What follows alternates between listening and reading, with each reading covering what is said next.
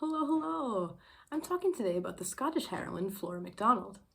She was born at Milton on South Uist in 1722, the youngest child and the only daughter of Ranald MacDonald, who was a member of the minor gentry, a tacksman in the Hebrides, and a descendant of the illustrious Lords of the Isles.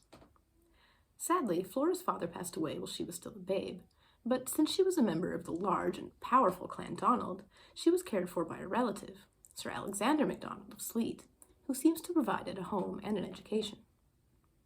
In 1728, Flora's mother Marion had remarried to another MacDonald, Hugh, the tacksman of Armadale on the Isle of Skye, and a leader of the independent Highland Company in the Hebrides. While visiting her stepfather on the little Isle of Benbecula in 1746, a 24-year-old Flora MacDonald was surprised by a rather high-profile visitor, the bonny Prince Charlie, or, to give his full name, Charles Edward Louis John Casimir Sylvester Severino Maria Stuart. This Charles was a grandson of King James II, who had been ousted from Britain's throne back in 1688. The Stuarts long vaunted their claim to Britain, but with waning success. Uprisings in 1715 and in 1745 both ended in total disaster for the Stuarts, and in fact, Prince Charlie was limping his way from another catastrophe at the Battle of Culloden when he arrived at Benbecula. It was probably at the urging, or at least the blessing, of her stepfather Hugh that Flora MacDonald agreed to assist the royal refugee. She helpfully disguised him as one of her maids, Betty Burke, and obtained the necessary permits for them to travel.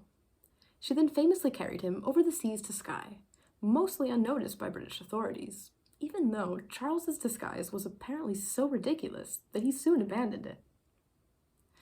For her part, Flora was said to have kept a cool and calm demeanor throughout, even talking their way out of trouble at one point. And soon, Prince Charlie arrived at Portree with his small band of followers. From there, he and Flora parted ways, but the prince was grateful for their brief adventure, and he gifted Flora an expensive snuff box for her troubles. In the end, the bonny prince escaped from Britain, and he later returned to Rome, where he wallowed to the end of his days. Meanwhile, although Flora was one of many who had taken pity on the prince after his defeat in 1746, she was to be particularly remembered. She was arrested in July that year on suspicions of treason. Held first at Dunstaffnage, she was later moved to the Tower of London, where she began to grow quite famous. Sympathizers and supporters called for her release, funds were raised for her cause, and even the British king's eldest son, Prince Frederick of Wales, paid her a visit, and he came away feeling respect for her. When questioned, Flora maintained that she had no love for the Stuart pretenders. She was neither a Jacobite nor a Catholic, and so she had no affinity for the Stuarts at all. Her decision to help the bonny prince, she said, was made solely out of charity, as she had simply felt unable to refuse a person in need. By all accounts an elegant and winsome lass, she was pardoned in June 1747. But that was not the final adventure of Flora MacDonald. In 1750, she married the British Army officer Alan MacDonald, with whom she went on to have 7 children. In 1772, they acquired the modest estate at Kingsborough, and it was there that they entertained the renowned poet Dr. Samuel Johnson. Unfortunately, economic difficulties and poor harvests on Skye compelled the MacDonalds to abandon their plot, and in 1774 they moved all the way across the Atlantic to North Carolina, where they acquired a plantation called Killigrew. Their timing was not ideal, as the American Revolution broke out in 1775. Unpopularly, Alan and Flora remained openly loyal to the British Crown.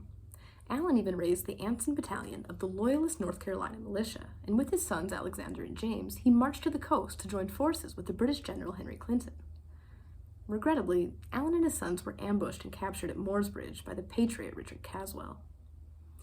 By 1777, the American colonies were well on their way to total independence. Loyalist properties were confiscated, and the MacDonalds were duly evicted from Killigrew. They briefly moved to Nova Scotia, where Alan took a post at the remote Fort Edward, but the winters there were so harsh that by 1779, Flora could only think of returning home. With one of her daughters, Flora boarded a ship that autumn, but it was to prove a grueling passage, hassled by storms and even attacked by French privateers. Purportedly, Flora bravely confronted these raiders and even helped her shipmates to fend them off. Perhaps this was how she came to break her arm on the journey. She also took gravely ill, and she probably had an all-around miserable time until she finally reached Skye in the spring of 1780. Her husband joined her there after the war in 1784, and the couple took up tenant farming near their old home at Kingsborough. Flora MacDonald died on 4 March 1790. At Kilmere Cemetery, her body rests beneath an epitaph written by Dr. Samuel Johnson. which reads, "Preserver of Prince Charles Edward Stuart, her name will be mentioned in history, and if courage and fidelity be virtues, mentioned with honor." That's the life of Flora MacDonald. Shout out to Theodore, and special thanks to everyone who likes, subscribes, or comments. As always, thank you so much for watching.